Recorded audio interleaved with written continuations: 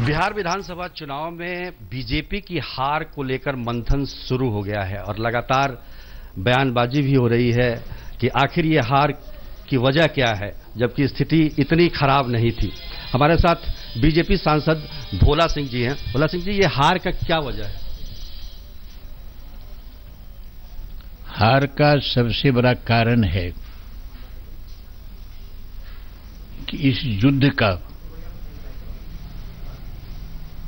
सेनापति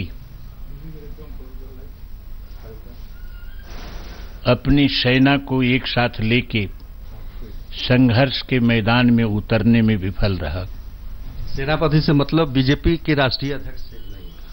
सेनापति तो राष्ट्रीय अध्यक्ष ही है और इस चुनाव में जो पार्टी की भद्द हुई, और मैं इसे आत्महत्या ही कहता हूं, उसका सबसे बड़ा कारण है कि पार्टी चुनाव और युद्ध के पहले ही खुशफहमी का शिकार हुई कि चुनाव तो वो केवल प्रतीक मात्र है, वो जीत चुके हैं, केवल मुख्यमंत्री का हिसाब किताब होना बाकी है। और तब इस चुनाव में चुनाव लड़ने के बदले वो मुख्यमंत्री के लिए आपसी तौर तरीके और गोटी बैठाने में लग गए। दूसरा कि बिहार में कोई स्थापित नेतृत्व भाजपा को नहीं है। एक तरफ महागठबंधन को नीतीश कुमार, जिनके दामन पर कोई कलंक नहीं है, जो मर्यादा से भरे हुए हैं, और दूसरी तरफ लालू प्रसाद, जो माई समीकरण के उस्ताद रहे हैं। उसके विकल्प में भाजपा का कोई नेतृत्व नहीं था। जो नेतृत्व दिखाई पड़ रहा था वह 10 वर्षों तक नीतीश कुमार के चरणों में बैठा रहा और नीतीश कुमार में प्रधानमंत्री का एलिमेंट देखता था। ये बात राष्ट्रीय स्तर पर प्रधानमंत्री को और राष्ट्रीय अध्यक्ष को पता था कि नीतीश की जो छवि है, उस छवि के विकल्प में हमारे दल में जो तथाकथित नेता हैं, जो बने बैठे हैं, उनकी कोई छवि नहीं है। किस नेता की बात कर रहे हैं? जैसे अब नेता कौन? नेता तो वही है जो प्रदेश का अध्यक्ष होता है। नेता तो वही है जो विरोधी दल का नेता होता है या विपक्ष का नेता होता है। सुशील मोदी अब हैं, नंदकिशोर यादव हैं, सुशील मोदी तो विधानमंडल दल के ही नेता हैं। तो ये जो 3 की टिकरी है, इस टिकरी ने पूरी पार्टी के एपरेटस पर कब्जा कर लिया। उम्मीदवार का चयन तीनों टिकरी की था और रात दिन जंगल राज और नीतीश कुमार को अखबारी बयान के माध्यम से खबरों में बना रहना, यही इस नेतृत्व का लक्षण था, चरित्र था। इसमें आपको लगता है कि जिम्मेदारी तय होनी चाहिए कि जिस तरीके की हार हुई है, और कौन जिम्मेदार है इसके लिए? निश्चित जिम्मेदारी तय, जिसने उम्मीदवार का चयन किया, जिसने उसको टिकट दिया, जिसने उसके लिए प्रचार किया अपने स्तर से, जो नेतृत्व होता है, और नेतृत्व प्रदेश अध्यक्ष है, विधानमंडल दल का नेता है, विरोधी दल का नेता है, और राष्ट्रीय अध्यक्ष उसकी अध्यक्षता करते हैं। तो ये यह नेतृत्व जिसने कहा कि 2/3 बहुमत हमको प्राप्त होगा, जिसने कहा कि ये तो एक फॉर्मेलिटी है जो चुनाव हो रहा है, हम चुनाव जीत चुके। जिसने जनता के बीच में विकास को लेके चला और रास्ते में ही गाय का मांस उपस्थापित कर दिया, पाकिस्तान को लाके रख दिया, और इससे जो जनता के अंदर गुमराह जनता हुई और इससे जो परिस्थिति की उलट गिनती शुरू हुई, वह जिम्मेवार है। और पूरे लड़ाई की दौर में महाभारत की जो 18 दिन की जो ये लड़ाई हुई, पल पल नीति बदलती रही, पल पल तरह तरह के मुद्दे लाए जाते रहे, मुद्दे पुराने पड़ते गए, नए मुद्दे आते गए और लालू प्रसाद यादव की गुगली में जाके फंस गए, उससे निकल नहीं पाए। इसलिए बिहार में कोई नेतृत्व नहीं है और 2 बरस से बूथ का प्रबंधन हो रहा था। एक बूथ पर 20 नौजवानों को रखा जाए, बूथ जीते तो हम चुनाव जीते, और तय हो गया कि साहब बूथ एकदम कंप्लीट है, बूथ पर हमारे लोग तैनात हैं। और जब चुनाव हुआ तो चुनाव के दिन बिहार में हजारों बूथ हैं जहां पर बीजेपी का पोलिंग एजेंट नहीं था। तो बूथ मैनेजमेंट में भी एकदम फेल्योर रहा। बूथ प्रबंधन में निकम्मी साबित हुई नेतृत्व।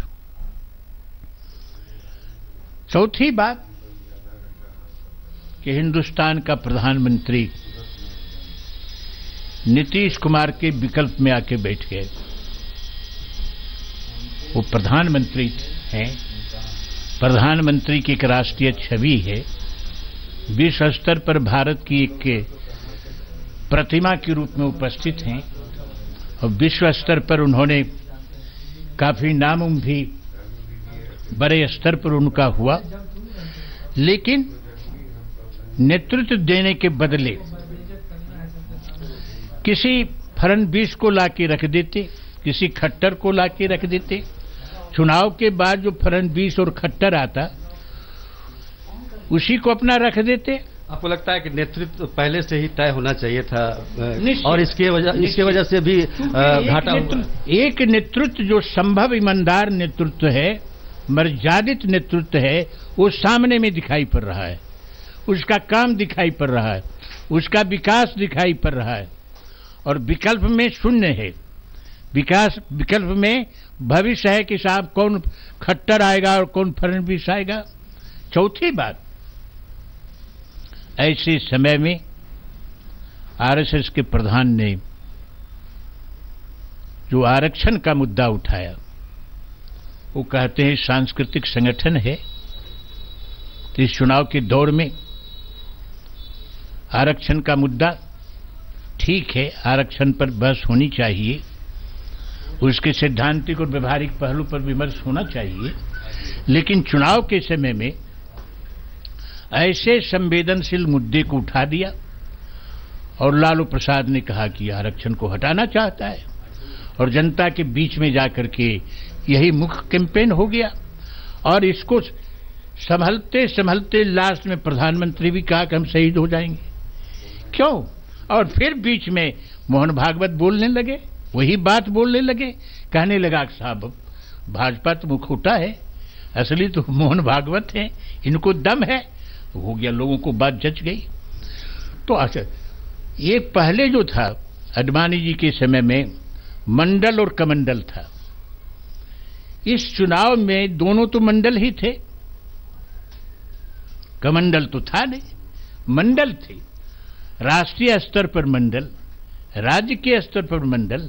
तो जब दोनों मंडल हैं तो जनता के बीच में था कि जो लालू प्रसाद का, नीतीश कुमार का जो मंडल है वो तो संस्कारगत है और ये इसका जो मंडल है भाजपा का या एनडीए का, वो तो टेम्पररी है, वो बनावटी है, वो कृत्रिम है, इसमें कोई दम नहीं है।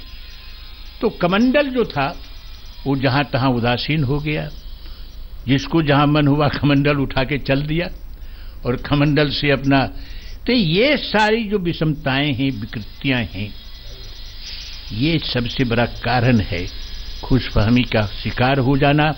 और पांचवी बात कि इसका प्रभारी कौन है, किसकी जिम्मेवारी थी। भाजपा तो 5 पतियों की द्रौपदी, इसके 5 पति हैं और पांचों एक कौन कौन है ये 5 पति? आरएसएस है, विश्व हिंदू सभा है और कल्याण, और ये तमाम तरह के 5 पति हैं। भाजपा अब नहीं है। तो ये जो 5 पति हैं, एक द्रौपदी है, तो पांचों पति अपना अपना अधिकार जताता है कि हमसे कोई अलग जाके बात नहीं करे, हमसे कोई अलग जाके नीति निर्धारित नहीं करे। अगर कोई निर्धारित करता है तो खींच लेता है। और उसके बाद जो इसके मंत्री बर बोले थे, उसने तो इसका 12 न्यारा कर दिया। ये आपके गिरिराज, उसने लोकसभा के चुनाव में कहा कि जो एनडीए को वोट नहीं देगा उसको पाकिस्तान जाना होगा। और इस चुनाव में कह दिया अगर महागठबंधन जीत गया तो सबको गाय का मांस खाना पड़ेगा। पाकिस्तान उपस्थित, कोई क्रिकेट मैच नहीं था, पाकिस्तान उपस्थित हो गया। राष्ट्रीय अध्यक्ष ने भी तो कहा कि पटाखे फूटेंगे। तो विकास के मुद्दे को जातीय सांप्रदायिक मुद्दे बनाने की चेष्टा दोनों तरफ से हुई। और लालू प्रसाद तो इसके माहिर थे, यही वो कार्ड खेल रहे थे और उसी कार्ड में आके फंस गए और वही नतीजा इसके सामने है। नि स ग म म नि प म ग नि प म ग स नि प म नि स प स। जहाँ तक याद आती रहेगी।